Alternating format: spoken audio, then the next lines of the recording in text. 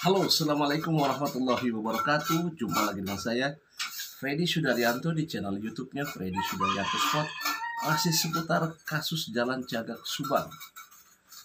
Pagi ini saya terus akan membahas kasus Jalan Cagak Subang. Tapi sebelumnya saya ucapkan banyak terima kasih kepada rekan sahabat yang sudah subscribe, menonton, juga komentar di channel YouTube saya, dan masih setia terus mengawal kasus Subang. Semoga kebaikannya dibalas Allah Subhanahu wa taala dengan rezeki yang banyak, berlimpah dan barokah. Amin ya robbal alamin. Kita doakan juga almarhumah Ibu Tuti dan Amelia dalam keadaan husnul khotimah. Amin amin amin. Kita support terus kepolisian Polda Jabar, khususnya Polres Subang. Miris sekali pada saat mendengar adanya usaha untuk menghapus, menutup daripada kasus suatu peristiwa atau katakanlah kasus pembunuhan. Ada upaya-upaya ke arah menghilangkan pengungkapan. Kita ketahui di media bahwa pengacara daripada Brigadir J didatangi oleh aparat dan berupaya untuk menyuap agar supaya kasusnya bisa ditutup. Ini sangat-sangat luar biasa dan sangat-sangat mencengangkan ya, karena kita baru dengar langsung pengakuan daripada seorang pengacara. Ini adalah kasus yang sangat luar biasa. Kasus yang sangat luar biasa. Dan ini sebenarnya menjadikan pencorengan terhadap institusi secara tidak langsung. Di kasus Brigadir J, saya membayangkan bagaimana di kasus Subang. Apakah ada hal yang sama di kasus Subang? Tentu kita tidak bisa berandai-andai dan tidak bisa menduga-duga bahwa apakah ini memang ada atau tidak. Tetapi ternyata hal yang demikian adalah tidak dipungkiri memang ada, dan ini adalah bukti nyata apa yang disampaikan oleh kuasa hukum Bapak Komarudin beserta hukum. Ini menandakan bahwa bisa jadi terjadi pada kasus-kasus yang lain, di mana di dalamnya ada oknum daripada aparat.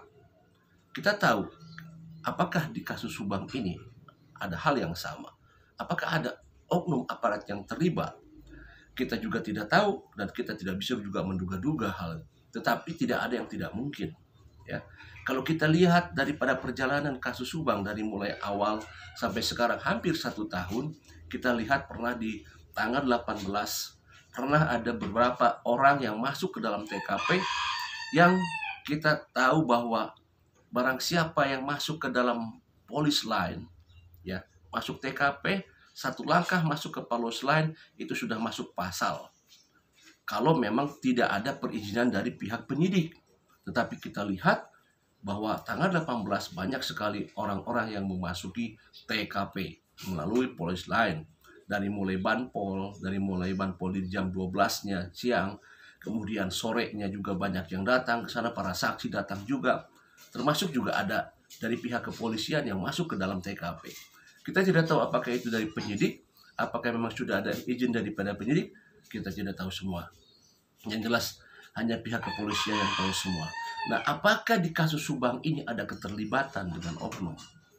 Tentunya pertanyaan ini jelas-jelas adalah pertanyaan yang sumbang. Kenapa?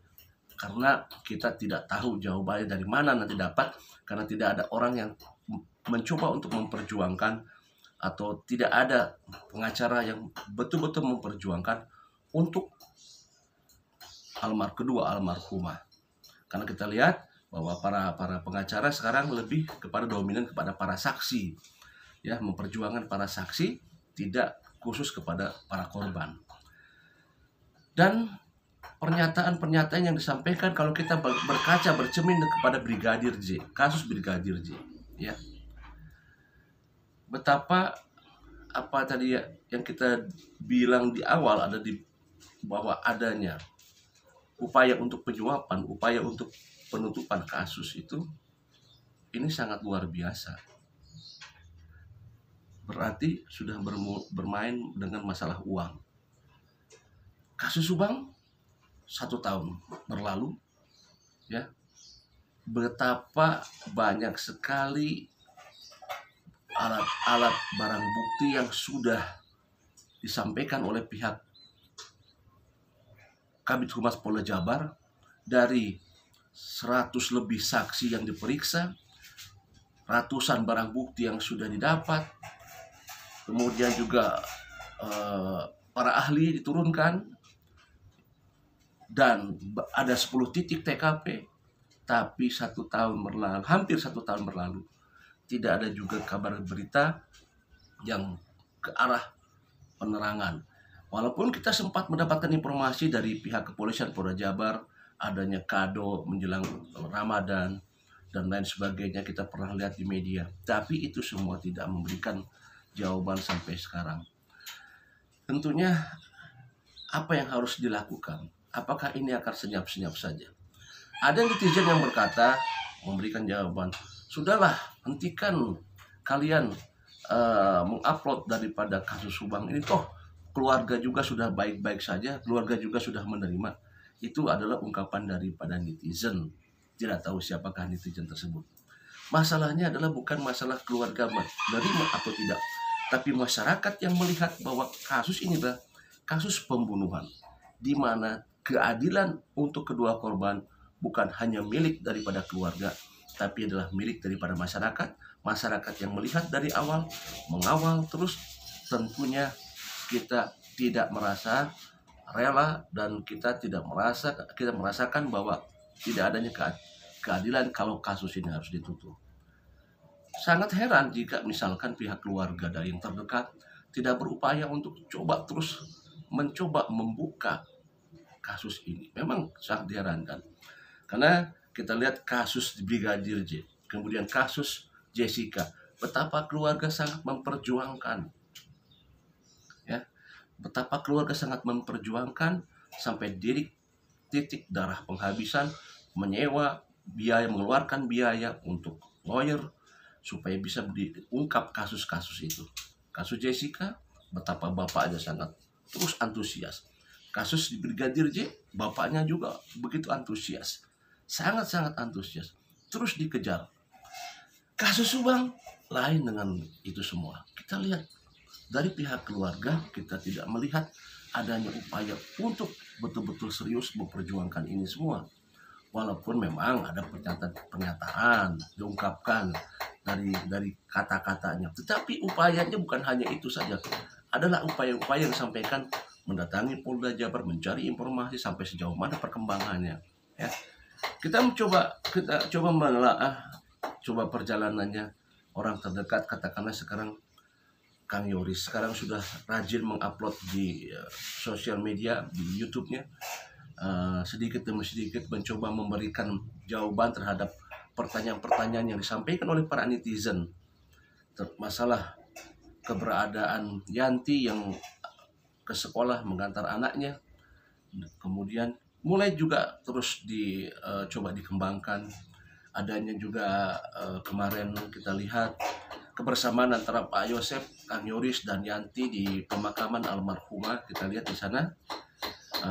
Apakah ini menandakan bahwa mereka menerima begitu saja daripada kasus ini tanpa ada keinginan untuk coba mengungkap siapa sebenarnya dalam kasus daripada pembunuhan ini? Kita berharap sebenarnya dari keluarga. Tapi kalau misalkan keluarga tidak berupaya untuk ke arah sana, maka tidak lain adalah kita yang bergerak sendiri.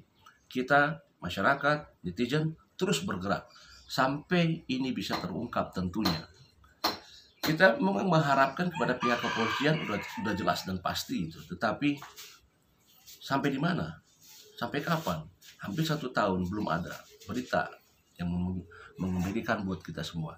Tentunya marilah kita sama-sama up kasus ini agar jangan sampai tertutup, jangan sampai close. Kita support terus. Mudah-mudahan kemudian apa yang disampaikan dengan perkembangan Yoris mengupload terus videonya, ini ada sebagai tanda. Apakah ini tanda akan menuju ke arah sana pembukaan, kita tidak tahu. Kita ikuti terus. Assalamualaikum warahmatullahi wabarakatuh.